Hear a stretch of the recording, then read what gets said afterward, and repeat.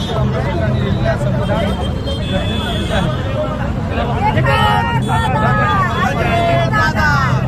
राज्यभर अजितदादांना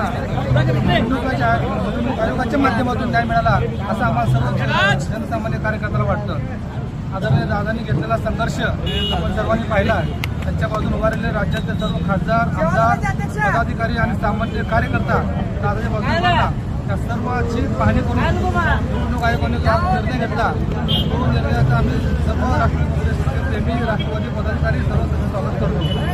आजचा हा आनंदाचा दिवस केवळ आणि केवळ राष्ट्रवादी कार्यकर्ता असून ते राज्याच्या नेत्यापर्यंत सर्वांनी आणि पाठिंबा उभारले आणि त्याचा हा निर्णय झालेला आहे।